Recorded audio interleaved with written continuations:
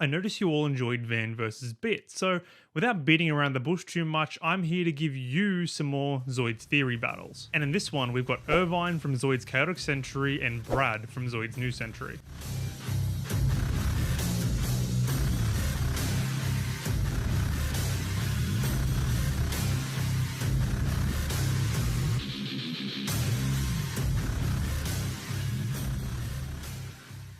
Hey, I'm Viseek and welcome to my YouTube channel where I tend to talk a lot about giant robots as well as plenty of other anime, manga and video games that I enjoy and are genuinely passionate about. So if that interests you, feel free to subscribe for more videos on the so-called dying mecha genre. To start with, I've got to set one teensy ground rule. Unlike the previous Ligers, the command walls themselves don't have any direct successors. However, I think it's pretty easy to establish that the Lightning Saix and Shadow Fox respectively are much more capable machines. But which of these machines is actually superior? Although it's pretty even, personally I have to tip the scales in favour of the Shadow Fox. It has a lot more utility and hacks, so to speak. We've also got a feat in New Century of the Shadow Fox taking out Chris Tasker's Lightning Saix. And it's not like she's a bad pilot at all. Coming fourth in the piloting trial, she scored way above anyone else in the Blitz team. So with that out of the way, let's talk Irvine versus Brad, starting with the Command Wolf. Both Brad and Irvine have different versions of the Command Wolf. Irvine's being a standard LC variant, with Brad's upgrading to an AC variant later down the line. And the main difference between these two is really only in its arsenal, as Brad's AC has the CPO4 attack unit installed. This is technically considered an upgrade, which gives Brad the advantage in this battle. We could try to counter this by giving Irvine the multiple missile diffusion system shown in episode 14, which was able to take out Raven and his Zaberfang.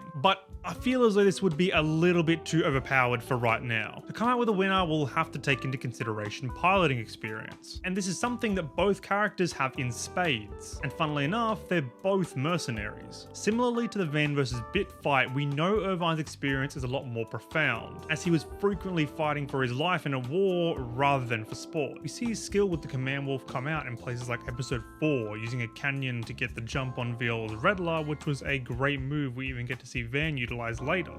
In episode 23, taking out a fully armored Darkhorn, and finally, in episode 31, tying with one of the legendary 3 guards. But Brad's certainly no slouch, and he's technically fought for his life against the Backdraft group, if you consider them going that far, and has proven how capable he can be in episode 20, handling insane G-forces of whatever 250 plus means on that scale they give us no readings for. But prior to that, in his battles using the Wolf, he doesn't exactly have any scalable feats that compare to something like one of the 3 guard Saberfangs. We can switch back to Irvine for a second and also take into consideration his sparring with Van at the start of Chaotic Century Guardian Force. Although Van's certainly holding back, Irvine does still hold his own, especially considering he's in an underpowered Command Wolf against a Zoid like the Blade Liger. So taking all of that into consideration, personally, I'd give Irvine the win here, with perhaps a 7 out of 10 winning ratio, if you really wanted to get into the weeds of it. But at the end of the day, their machines are quite basic, with Brad's being ever so slightly better, and their experience at this point in time is quite comparable, with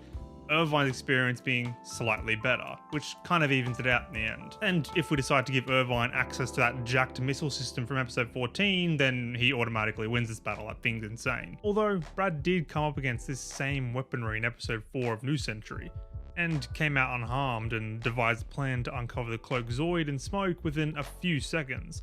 He's honestly a much better pilot than a lot of people give him credit for, but more than likely not quite at the same level as Irvine. Next up, we've got the one you've all been waiting for.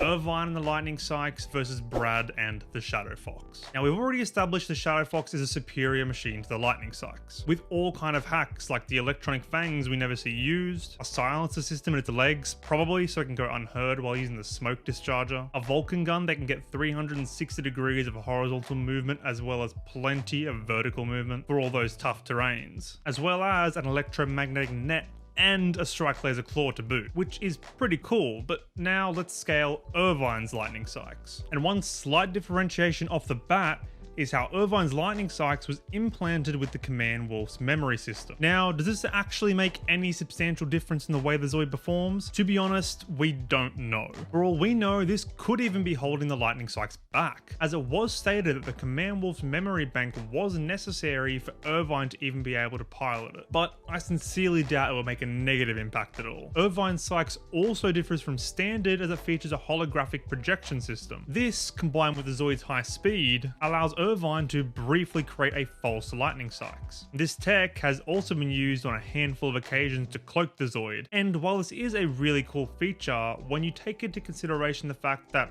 the Shadow Fox would be able to see the Lightning Saix anyway, considering it could easily see disguised Hellcats, I doubt it would end up making much of a difference in the end result. And one disadvantage the Lightning Saix also has is in its pulse laser rifles on its back, which are practically stationary. So the Saix essentially has tunnel vision in terms of its offense, and would be really worse for wear if led into a rough terrain scenario. So now we've got a Lightning Saix with a bit of extra spice, and years of military experience which has fought things like the Genosaur and Breaker before, as well as feats like winning one-on-one against a Storm Sorter, multiple waves of Hellcats, and battling and surviving the Death Stinger to name a few, against the Shadow Fox, which does have its fair share of feats, as it scales very close to the Liger Zero Jaeger with their one battle ending in a tie. Plus, the Jaeger and the Reynos could defeat Storm Sorters, and the Shadow Fox ended up stomping the Reynos, so maybe I'm reaching a bit here, but I'd say the Fox could easily match Irvine's Storm Sorter feat. It's also shown to easily be rid of squads of Hellcats. Lastly, we also do see the Fox entertaining the Berserk Fury to give the Liger Zero enough time to transform. And when we consider how insane the Berserk Fury is, that's a pretty decent feat if you ask me. So with all of this wackiness in mind, who comes out on top? And this may be controversial, but if you ask me, it's going to be Brad and the Shadow Fox, with a win ratio of, let's say, around 7 to 8 out of 10 times. Irvine is a much more capable pilot with far greater experience, there is no doubt about that. But he certainly isn't a hardened soldier like Van. He's a mercenary through and through. He never had any wild training, and all of his experience was learned then and there on the battlefield, which is still perfectly valid. However, I just don't think all that experience is enough to bridge the gap the Shadow Fox brings to the table in terms of raw ability. There's also the surprise factor you could throw in. Irvine has never seen a Zoid like the Shadow Fox before, whereas Brad has fought the Lightning Saix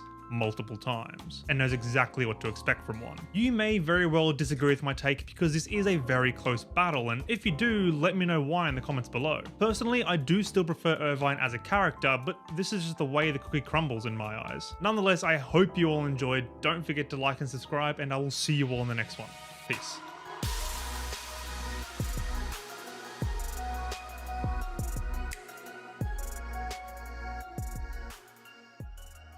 Need to get out of lockdown and get a haircut. Look at this mop. Look at this. Where's my fucking sick fade? Nowhere.